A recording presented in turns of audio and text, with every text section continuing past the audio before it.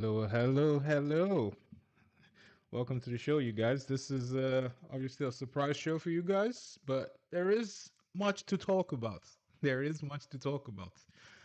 Mark Carney had a meeting with the BC First Nations, the First Nations on the BC coast today, and he got the answer. I think we all kind of expected there. There was no surprise there, but he got the answer. The First Nation, the BC Coastal First Nations said no. So now what? And I think on the show today, I want to have an honest conversation about this whole pipeline going to the BC coast. There's a little bit of we need to have. I feel like if we're going to talk about a pipeline, it's worth everybody. I feel like there's a lot of myths, a lot of uh incorrect information, I want to say, out there, and it's worth everybody us having a real conversation based on what is factual and what isn't, right? I think we should have that conversation today. So I want to know who's watching today, who's watching tonight. Get in the comments. I want to know who's watching. Say hello to me in the comments. Um, I want to try and keep the show moving today as efficiently as possible, and get you guys' thoughts on this particular situation. If you're just joining, as I said, McCartney had a meeting on his way to China with the BC Coastal First Nations, and they said no to a pipeline. They said no to a pipeline going to the BC North Coast. So what now? What now? Right? What now? So I mean, if just let's start there, right? It sounds like McCartney is not giving up, as I heard. It sounds like he's not giving up, or at the very least, he's making a show of not giving up. And what he proposes to do, and what he is trying to do, is possibly to make more further efforts to show the First Nations that a pipeline to the north coast is doable, and it's doable safely. So one of the things that McCartney has put on the table is the possibility of sponsoring a study into the possible like a risk assessment into like tanker traffic or shipping bitumen off the BC coast. That is one of the things that came out of this. That's one of the things we're hearing here. And they also want to what was the other thing? They also want to yeah, I wrote that down somewhere just listening to some of the things. Um so yeah, they want to also. McCartney has proposed also, if indeed we start to ship bitumen off the BC coast. He has said, or he's proposing that there will be that they will ensure that there is emergency tanker towing, so tugboats that are capable of towing a tanker that is bitumen laden if it ever gets stranded, so it doesn't crash. These are all things that are sort of designed to make the First Nations a bit more comfortable in considering the idea of a new pipeline, right? So hi, Abby. Welcome to the show. Hi, welcome to the show. Yeah, as you guys get in, just give me a little thumbs up or something. Say hello. Hello, Libby's. Welcome to the show. Welcome to the show. Yeah. So I mean, I appreciate that this show is a bit impromptu, but as I always tell you guys, if something comes up that I think we should talk about on this forum, you guys, I value obviously your opinions.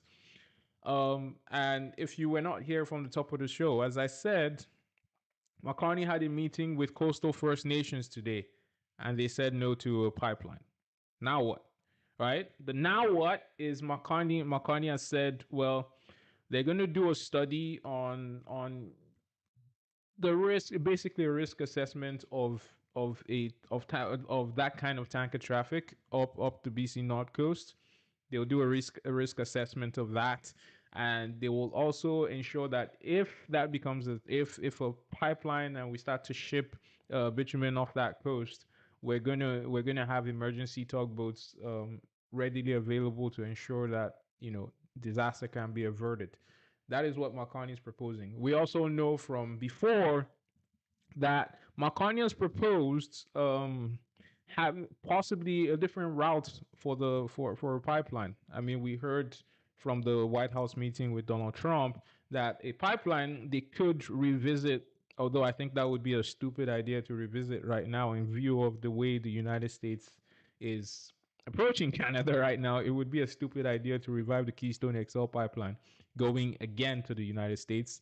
I think we need to diversify, and in that, I can agree with Pierre Poilievre and Daniel Smith. We need to diversify to other markets, right? So there needs to be some work by a private proponent, no less.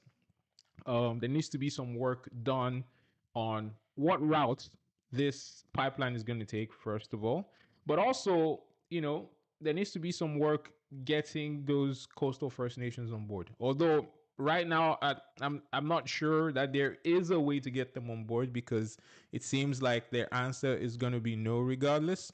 But we will see. We will see. It looks like Makani is willing to do the work there.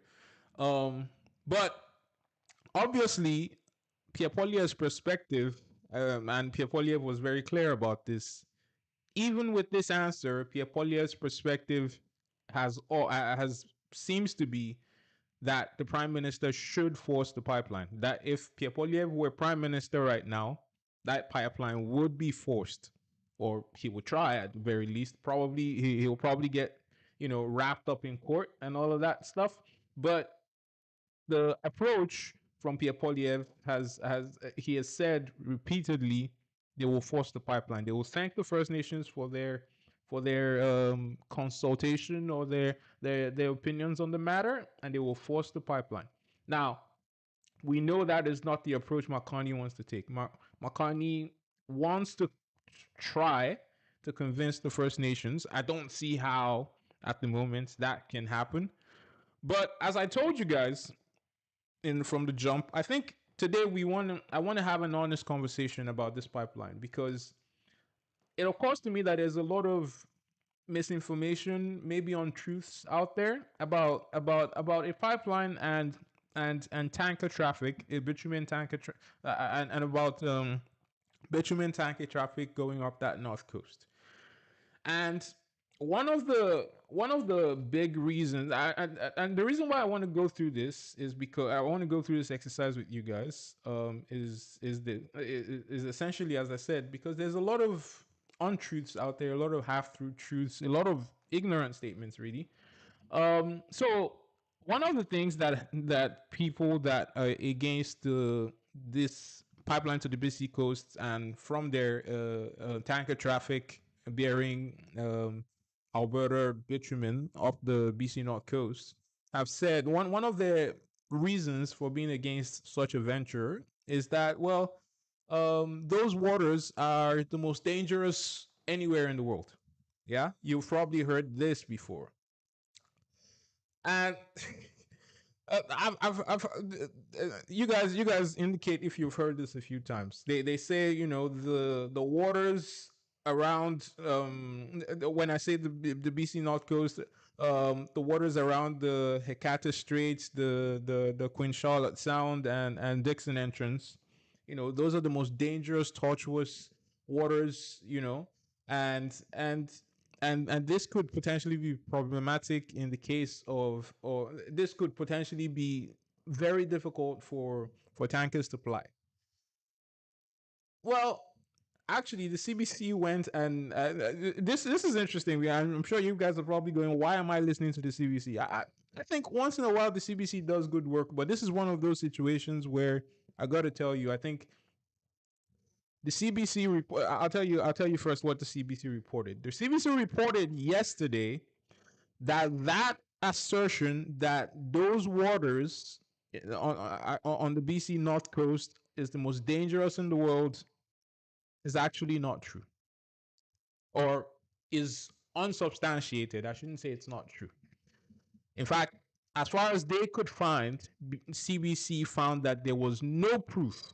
This is CBC reporting from yesterday. There was no proof that the waters of the BC coast are any more dangerous or the most dangerous in the world or the most tortuous in the world. Okay, so we have rejected a pipeline going on decades now, or tanker traffic up that coast, off the premise that those waters are the most dangerous in the world. There is no proof of that.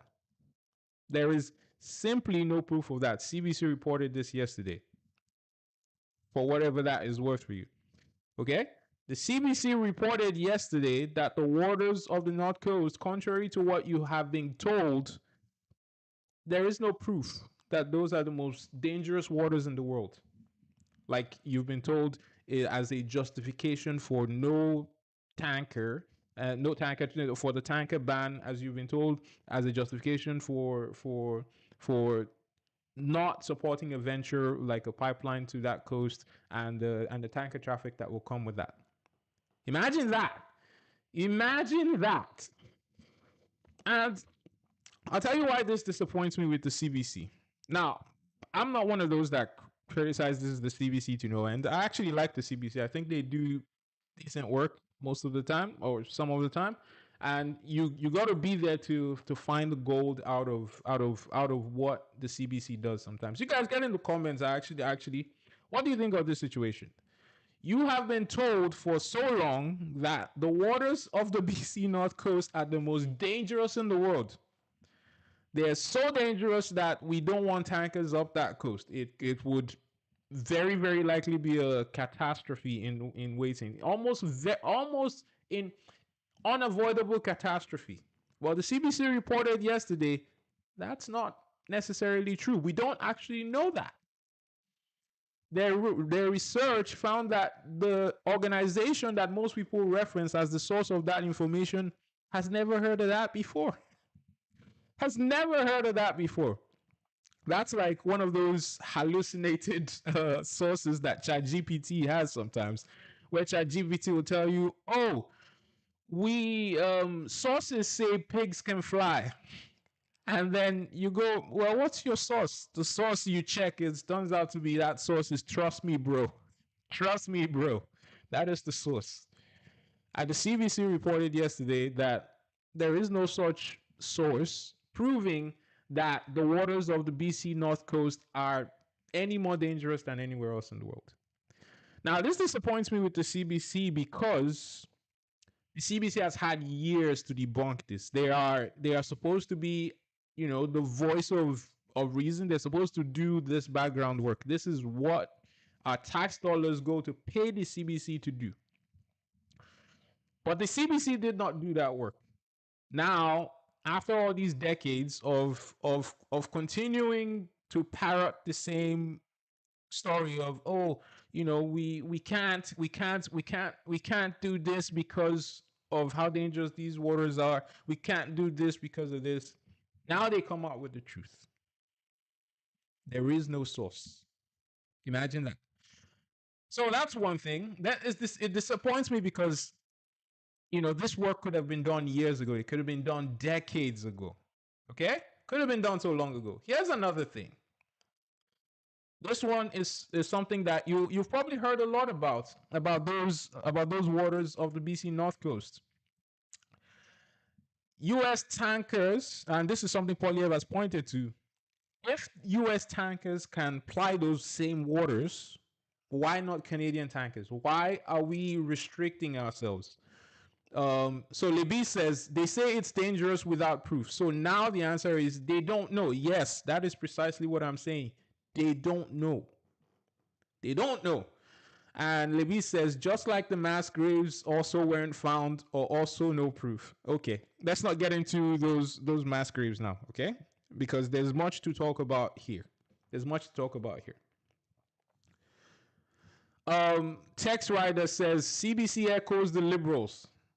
Well, they whatever they're echoing, I like what they were I like the fact that the truth came out yesterday. I don't know who they were echoing yesterday, but the CBC confessed that there is no source for that statement that says the BC North Coast is the most dangerous water in the world.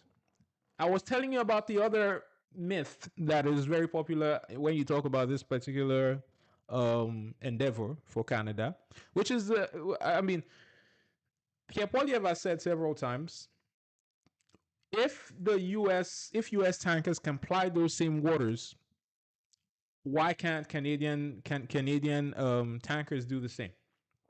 Why not? It's the same waters.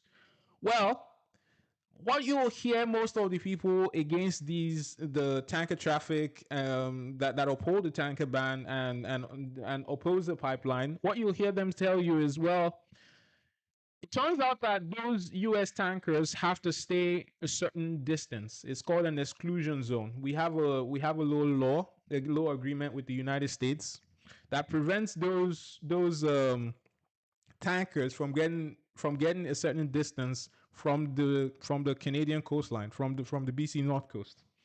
Now that distance is actually around 90 kilometers. I think it's around 50 nautical miles. Okay, that's how far those those American tankers have to stay away from the BC coast. Okay, why is this important? You know why this is a stupid reason? You know why this is a stupid reason? If we know, as I said right now, that US tankers ply those waters as well. Okay. What happens if a US tanker were to run aground in those waters? What happens?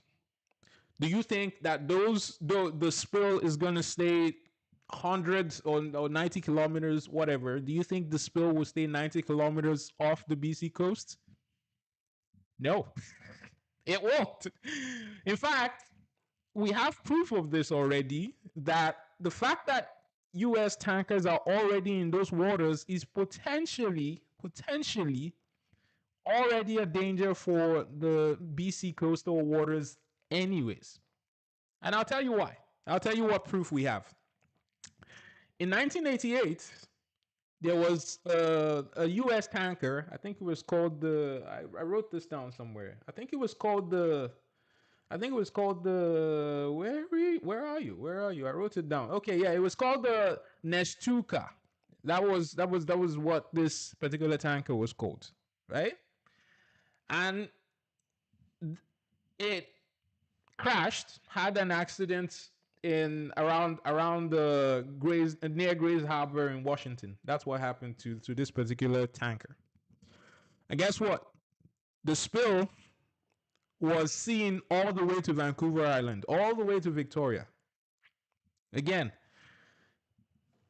so when people tell you, oh, we have this agreement with the United States where these tankers cannot come beyond a certain distance close to the BC coast, it doesn't change anything.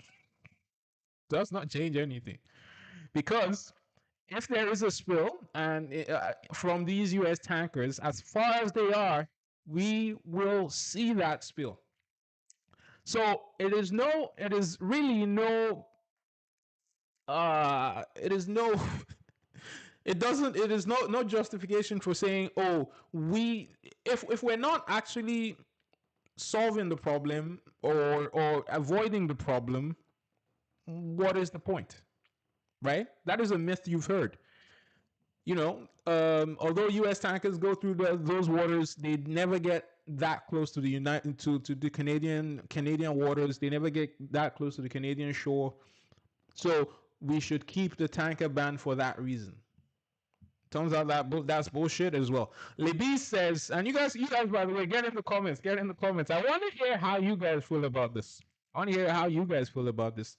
Libis has jumped in the comments here. Libis says, and this project will drag for decades and not be done. Real Canadian style, wasting taxpayers' money.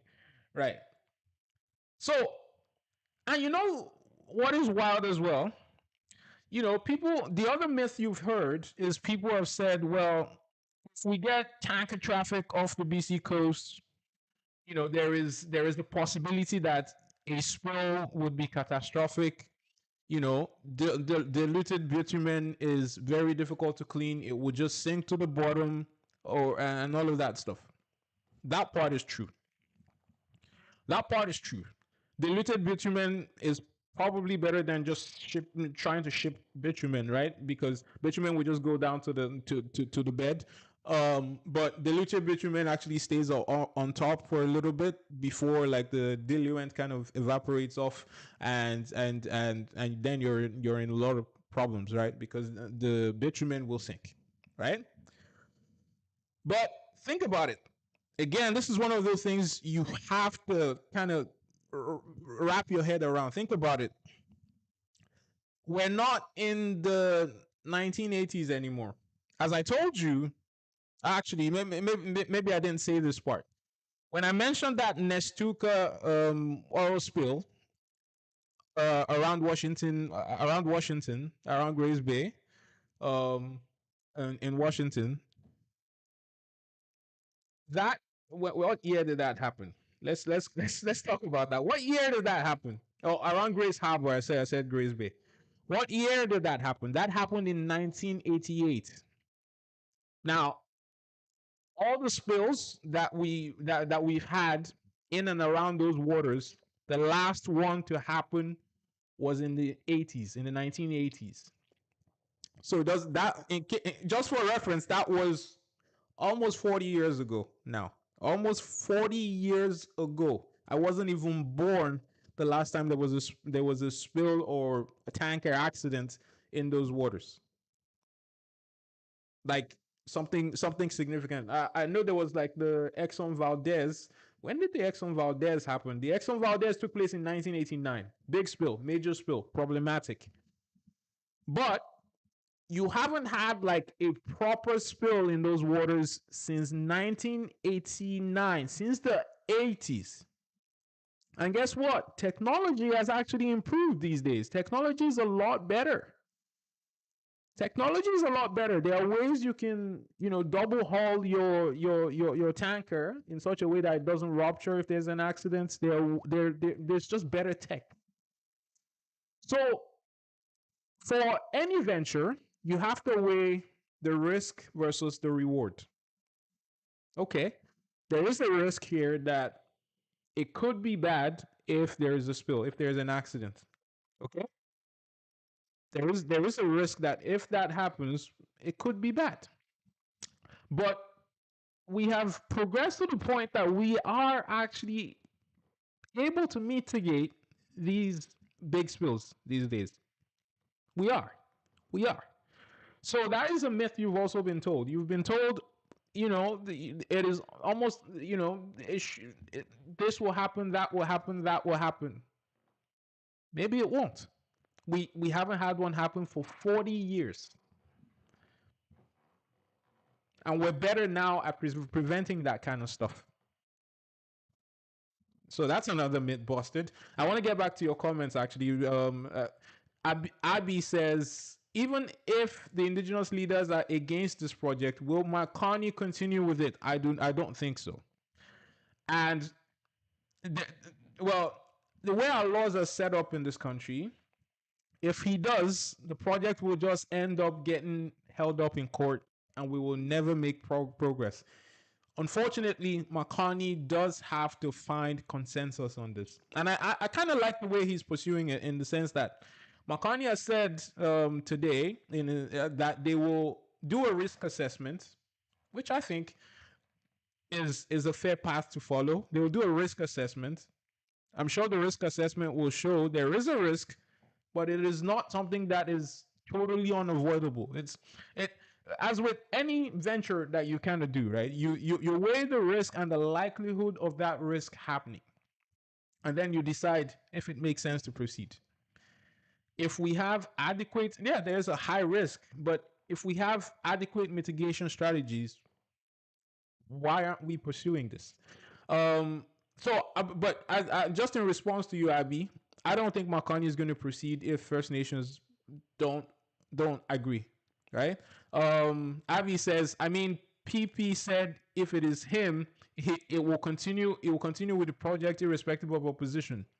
Yes, but Pierre Polyev says that, and but that's more of a political answer because he wants to be able to say, or and he has said this several times, that the pipeline, the First Nations don't have veto. That is actually untrue. They don't have a legal veto, or how do I put this? Maybe I shouldn't say legal veto. They don't have a constitutional veto, but they have some sort of, it's a de facto sort of veto that that the First Nations have on these pipelines, right? And so yes, it could very realistically end up in court. So, but Pierre Poilievre wants to be able to say that, this all starts and ends with the prime minister, so that when it doesn't happen, he can be like, well, McCartney is not the guy. I'm the guy to make it happen. But in reality, that strategy probably doesn't work with the way our system is set up right now. Mass bar. That is a wild name, Mass bar. You like them? You like them chocolates, eh? Mass bar says anyone against pipelines should have that little gas line that heats their house disconnected. It is a pipeline just like every other one. That is funny. That is funny. No, let's play nice, Mass bar. Let's play nice. Look, if you go through all these reasons that you've been told, and I've gone through, I've methodically went through this today. You've been told those waters off the BC North Coast are the most dangerous anywhere in the world. There is no proof of that. There is no source. The source is trust me, bro. That is the source. The CBC reported this. So trust the CBC or trust whoever you. But if you look for a source for this information, according to the CBC, you will find no source. I was very disappointed that we just learned this yesterday. Why hasn't the CBC done this work all this time? On people saying that, oh, tanker traffic, the US has tanker traffic, but they stay far away from the North Coast, so that safeguards our coast. It does not. I have shown you that today. I have explained that today. In 1988, there was evidence of that with the Nestucca spill. Okay, there was evidence of that with the Nestucca spill, and that went all the way from Washington, from Grays Harbor to Vancouver Island. So that is bullshit as well. Okay, and also in terms of mitigating the risk of a spill, it turns out we're better at doing that. We haven't had a spill, even in those waters, for almost 40 years. Anyways, let me get back to your comments. Okay, Lebiz is agreeing with Masbar. Just Eman, welcome to the show, Just Eman. Been a while. Just Eman says every time I hear something about PP, he's always saying something negative. Okay, but anyways, let's not get into PP in this. Let's not get into PP in this. We're talking about a pipeline. Okay, so by the time you examine all these things, and you come to we want to be honest about the reason, possibly the reason why a pipeline is so antagonized off the BC North Coast, you can say, you know what, it's about protecting the environment. It's about protecting the habitat, the natural environment in this area. If you have never been to Haida Gwaii, I live in BC.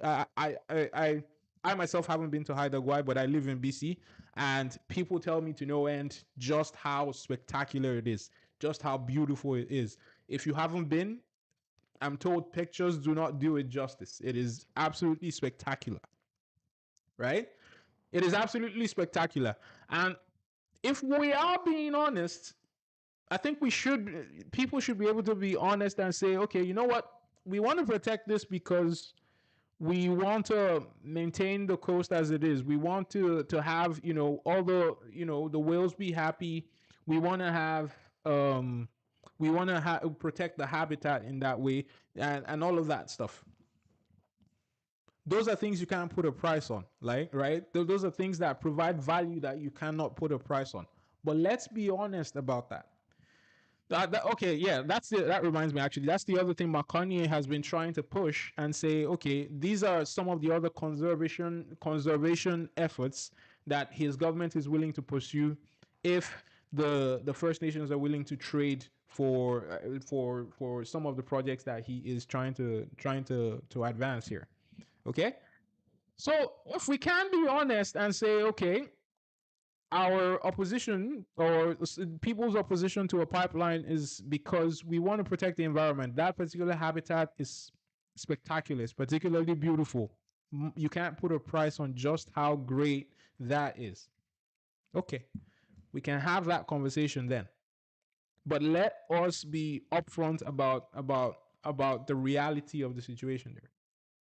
Now, one of the things I heard, again, this is not to be fair, this video, I know it might sound like I'm not here to demonize the First Nations. I'm just here to offer a different perspective. Okay. Libby says this time Pierre Poilievre's contribution was not negative. He brought out great points concerning this. And Roger Chef says that is what Carney wanted. Trader. Okay. Okay. That Roger's coming in hot. You know, the situation with this particular ban on tankers off the BC North Coast is very sensitive. I can appreciate that is very sensitive for people. Now, the today the First Nations. I mean, I listen to CBC. I think I've told you guys this. I listen to CBC because, as I said, once in a while you catch some good stuff up there. And so, but if you're not tuned in, you don't catch the stuff. And there was a particular First Nations leader that came on and said, well, you know, we understand that Canada is in a tough situation right now. We understand that Canada is in a tough situation right now, and this is why we've said yes to this project, to LNG projects, and that project, and critical minerals, and all of that stuff. Okay, and I said to myself, by the time, respectfully, that is bullshit as well, and I'll tell you why. By the time you wait for this kind of situation that Canada is in, it is too late. Canada is in a crisis right now. I think we can all admit this. Our economy is in a crisis, and Trump will see us bow at his feet this year. Trump will see us eat out of his palm this year. So by the time you get to a situation where you're just like, oh, actually, you know what? We understand Canada is in a difficult situation. Now let's develop our LNG. It is too late. In fact, there are studies right now showing that Canada might already be too late to the LNG game. In fact, I think there are some forecasts saying that there will be an LNG glut by 2030 or something ridiculous like that. So we've missed out on what, 10 years, 15 years of benefiting from this project. And now we're just pursuing. I mean, we literally just got our first LNG shipment out of this country, export out of this country last year. We just got into two more LNG projects announced with the nation building projects. When are those going to come online? Is it by 2030 when we hit that glut? And so that is why I think this is absolutely bullshit to say, oh, we're cooperating now because we understand that Canada is in a crisis. Well, it's too late. It's too late. Because, I mean, with this whole oil situation, the United States is telling us how much they don't want our resources. Well, we don't have any other way to ship it elsewhere. It's too late. It's too late. So I think there are lessons to be learned from this in terms of finding ways to cooperate and cooperate on time with each other between Canada and the First Nations. There are lessons to be learned here. There are lessons to be learned here. It is too late. I want to get back to your comments. Abby says, I don't agree, Mr. Wolf. She's referring to me there. I don't agree, Mr. Wolf. We can put a price on those views or whatever. You can't though. You can't. You can't. Like, I mean, you if you live in BC, you understand just how much the Haida Gwaii is priced around here. If you live in BC, you will. If you don't live in BC, maybe you don't understand just what Haida Gwaii means to the people here. It is prime BC. It is when you're looking for what is spectacular about BC, Haida Gwaii is one of those. It's up there. Um, So it's not always about economic growth. I just want to finish your comment here. Abby Nine says, I don't agree, Mr. Wolf. We can put a price on those views or whatever. It is economic growth and money in circulation, not being the US's lackey. I say that's a good price on it. Well, as I said, there are. I mean, it's not like this particular piece of ocean and is not giving us anything right now. I'm sure that there's a lot of tourism in that area, but by and large, as I said, if we are being honest here about the real reason a tanker is not going there and a pipeline is not wanted there, it is about preserving the culture and the way of life of First Nations, and it is about vibes. It is about, oh, we love what we enjoy here, and we love the views, we love the environment in this particular area. We want to preserve that. Let us be honest about that. Libby says, I agree that Canada is already too late to the LNG game. We are. We are very late to the LNG game. We are very late to the LNG game. Abby_9 says we can't put a price because it is not like it's been developed as a good tourist stuff. Tell me you don't know about BC without telling me you don't know about BC. That is not true. I mean, could be better, but at the same time, what you just said is not true. Uh, it does generate tourist income, but you can't necessarily compare that to what oil would give Canada, right? It's just a higher value product. Now, as I said, the views, the environment, and those kinds of things are things that you can't necessarily put value on, right? But in terms of monetary value, oil and gas is arguably has the higher monetary value. Um, Abby_9 says, I don't mean small tourism. I mean highly developed tourism to generate its maximum potential. Maybe they should consult some people from Dubai. Okay, so what else did I have for you guys tonight? Um, hmm, yeah, I have some more notes here. So, yeah, okay. So that is basically most of what I had to say to you guys tonight. You guys get in the comments. I want to hear your thoughts about this. I want to hear your thoughts about this situation. And I don't know how I mean we've seen a little bit of what Carney's approach is going to be. He's going to it seems it would appear he wants to take his time and try and find convincing ways to get First Nations to agree to this, or at least that is the way it looks. Okay, whether we get to a situation where there is a pipeline or not, I guess we'll find out. We'll find out over the next few months. Abby_9 says, if it is that good and better than economic gain from LNG, like you said, I'll ask my husband to take me to see. Then I'll come talk about it. Okay.